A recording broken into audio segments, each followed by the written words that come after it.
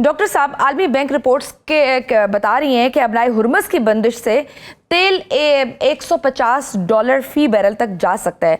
पाकिस्तान में पेट्रोल पहले ही आवाम की पहुंच से दूर है। इस सूरत में क्या कीमत 400 या 500 रुपए तक जा सकती है, और पेट्रोल की कीमत का ओवरऑल पाकिस्तान की मईशत पर क्या असर पड़ेगा? कि देखिए, जितनी भी प्राइस बढ़ेगी, ये तो हुकूमत कह चुकी है कि वो अब्जॉर्ब नहीं करेगी और पास ऑन करेगी। तो जितनी भी कीमत बढ़ेगी वो तो हमें अंदाज़ा होगा जैसे जैसे आगे हालात पैदा होते हैं। मगर अब वो ये सोच रहे हैं कि कुछ टारगेटेड सब्सिडी जिस पे IMF तराज नहीं करता है, तो कुछ कार्ड्स दिए जाएं मोटरसाइकिलों वालों को और कुछ रिक्शा वालों को। मगर ये ऐसी स्कीमें बनाना, उसके लिए डेटाबेस निकालना, फिर उसको उसका सही यूटिलाइजेशन होना, हमारे यहाँ तो मसला ही रहता है। आपको पता है कि अभी तक वो जो फ्रॉड्स कुछ सालों में हुए थे बेनजीर इनकम सपोर्ट में, उसको आज तक हम मंजर-ए-आम पे नहीं ला सके। हालांकि 2008 के बाद कहा गया था कि इसके खिलाफ कार्रवाई की जाएगी, मगर कुछ हुआ नहीं था। वो भी उसको भी गुजरे अब कोई तकरीबन 17-18 साल हो गए हैं। तो मेरा नहीं ख्याल कि कुछ ऐसा मुमकिन हो सकेगा कि लोग वाकई कुछ रिलीफ हासिल कर सकें। ये भी और बहुत सी स्कीमों की तरह बस कागजी ही होगी। मगर हुकूमत ये कह देगी कि जी अब हम क्या कर सकते हैं, हमारे पास तो पहले डॉलर नहीं है। अब्जॉर्ब करने के लिए तो बिल्कुल मना कर चुका IMF कि आप किसी किस्म की इस तरह की हरकत नहीं करेंगे। और जाहिर है जब तक IMF प्रोग्राम में हम कोई ऐसी सब्सिडी नहीं दे सकते जो सबको मिले। और उसमें थोड़ी सी ज्यादती भी इसलिए होती है कि फिर एक SUV वाला जो वहां से 1 लीटर डलवा रहा है वो भी वही रेट है, और जो एक मोटरसाइकिल वाला। मगर असल जो बात करने की है वो ये है कि जो आपने उसके अंदर 105 रुपए पेट्रोलियम लेवी लगा रखी है टैक्स की शक्ल में, उसका क्या जवाब है? फिर उसके ऊपर जब आपने इंपोर्ट की स्टेज के ऊपर हैवी इंपोर्ट के टैक्सेस लगाए हुए हैं, उसका क्या जवाब है? अगर आपको कोई रिलीफ देना था तो फिर आप ये करते कि ये टैक्स आधे करते थे और इससे लोगों को काफी रिलीफ मिल जाता। और उसकी कमी IMF को ये कहते कि हम इस तरह पूरी कर रहे हैं कि जो हमने बेजा मराद दी हुई है टैक्स में ताकतवर तबकों को, उनको हम खत्म कर रहे हैं। उसकी जो है इस वक्त वॉल्यूम जो एग्जम्पशंस मिली हुई हैं वो 5 ट्रिलियन है। अब आप सोचिए, तो उसका कोई जिक्र ना IMF कर रहा है ना कोई हम कर रहे हैं। भाई किसको 5 ट्रिलियन की आपने, जब इतने बुरे हालात हैं तो क्या ये जरूरी है कि 5 ट्रिलियन की टैक्स एग्जम्पशंस दी जाएं? अब वो टैक्स एग्जम्पशंस ये अब कम नहीं करते हैं, अपनी मराद खत्म नहीं करते हैं। जो मराद हासिल की हुई है उस पर भी टैक्स देने को तैयार नहीं है। और आप और मुझे ये कह रहे हैं कि सैलरी पे तो आप बेशुमार टैक्स दे रहे हैं, और अब हम आप ही सर जब तेल कुर्बानी खरीदने दें, जाए तो बिल्कुल। उसमें भी आप हमें 105 रुपए पेट्रोलियम, ये 105 रुपए पेट्रोलियम लेवी को अगर मैं वर्क बैक करूं तो ये 38 रुपए 38% टैक्स बनता है। अब कौन से दुनिया के मुल्क में आप सेल टैक्स 38% लगाते हैं? तो ये हुकूमत जो है, ये चीजें जो है, मुझे अफसोस भी कभी कभी होता है कि जब भी कोई डिस्कोर्स होता है इवन टीवी पे भी, तो हकायक सामने नहीं आते हैं। सारा का सारा जो इन्होंने अवाम को इस वक्त और मईशत को भी तबाह किया हुआ है वो बेजा टैक्स लगाने से किया हुआ है। जब IMF इन्हें कहता है कि भाई आपने इतना प्राइमरी सरप्लस पैदा करना है, तो ये प्राइमरी सरप्लस इस तरह भी पैदा कर सकते हैं कि अपने अखराजात कम कर लें। अपने मगर अखराजात कम ये कर कोई लें सर, कभी नहीं लीड कहते से कि ले हम लें अपने टैक्स। अखराजात।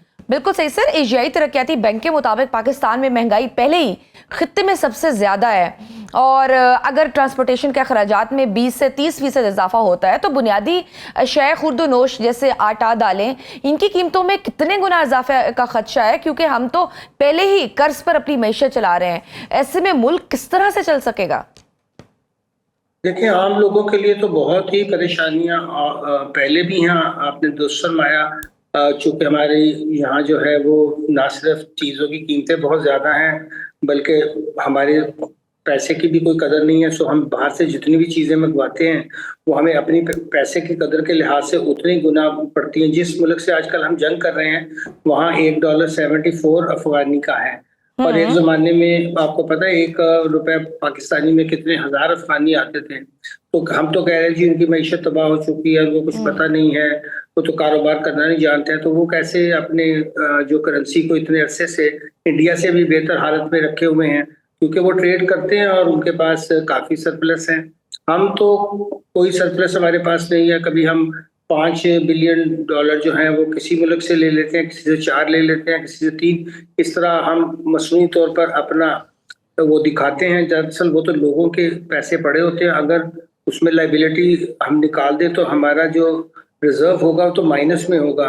तो कितने दिनों से ये बात हो रही है कि हम कोई ऐसी इस्लाहात करेंगे जिससे कि हमारा जो सरप्लस वाकई सही हो जाए। क्योंकि देखिए, हम पाकिस्तान का मसला ये है कि अब तो हम ने कई सालों से, आपको याद होगा कि वीट भी बाहर से मंगवाई है, और ये एक ऐसा ज़राई मुल्क है जो अपनी खाने पीने की ज़रूरियात भी पूरी नहीं कर सकता। और चीनी से देखिए कैसा मजाक करते हैं ये लोग जी कि पहले उसको एक्सपोर्ट करवा देते हैं, फिर इंपोर्ट करवाते हैं। उसके ऊपर सारे ये जितने भी लोग बैठे हुए हैं इस वक्त इक़्तिदार में, उन सब की आपको पता है मिले हैं। तो उनको तो बहुत पिसता फायदा तो होता है, बेचारा मगर किसान ही गरीब है ना। आवाम जो है जी, तो ये तो बहुत चीज़ों की कीमतें इसलिए भी बढ़ेंगी कि ज़ाहिर है कि जब ट्रांसपोर्ट की पाकिस्तान में कीमत आने जाने की बढ़ती है, फिर तेल जहाँ इस्तेमाल होता है और कुछ ना भी बढ़े तो लोग ये कहकर बढ़ा देते हैं कि जी कल तेल महंगा हो गया था तो मेरी चीज़ भी महंगी हो गई है। तो ये तो हमारी आदत है, और ये रमज़ान जा रहा था, इसमें वैसी चीज़ों की कीमतें हम बढ़ा देते हैं। ऊपर से ये हमारे ऊपर नागहानी आफत आ पड़ी है, और इसने हमें एक्सपोज कर दिया कि मईशत में कोई जान नहीं थी। इतने दिनों से जो हमें कह रहे थे कि मईशत संभल चुकी है, रास्ता आगे का जा चुका है, अब बस हम फ्लाइट लेने वाले हैं। जब आप आईसीयू में हैं, यानी कि जब आप आईएमएफ के प्रोग्राम में होते हैं, तो इसको आम नाजरीन को हमें ये बताना चाहिए कि उसका ये मकसद होता है कि मरीज आईसीयू में है। अब आईसीयू वाला मरीज जो है वो उठकर 100 मीटर की स्प्रिंट तो नहीं जीत सकता है, उसको तो बेचारे को बैठ भी एक्स्ट्रा जाए केयर तो की बड़ी जरूरत होती गनीमत है, होती एक्स्ट्रा, बिल्कुल। है। लेकिन सर यहाँ तो खैर हमारी जो पॉलिसीज हैं और हमारे हुक्मरान के जो रवैये हैं वो तो बिल्कुल अपोजिट ही है। पाकिस्तान की मईशत का एक बड़ा सतून जो है वो खलीजी ममालिक से आने वाले ज़र मुबादला है। सर अगर गल्फ जंग की लपेट में आता है तो क्या तकरीबन ये 27 अरब डॉलर का जो रेवेन्यू आता है ये रुक जाएगा, और क्या इससे हमारे ज़र मुबादला के ज़खायर पर क्या गुजरेगी? देखिए, वो जो रेमिटेंस आती है वो उसकी तरफ तो नहीं जाती, मगर जो हमें करंट अकाउंट का डेफिसिट होता है उसको पूरा करने में बहुत मदद हमें हासिल होती है। और अगर वो भी ना आए तो फिर तो हमारे हालात समझिए कि बिल्कुल ही कुछ नहीं है। असल में आपको पता होगा कि अगले 4 साल तक हमने तकरीबन एवरेज 25 बिलियन बाहर देना है।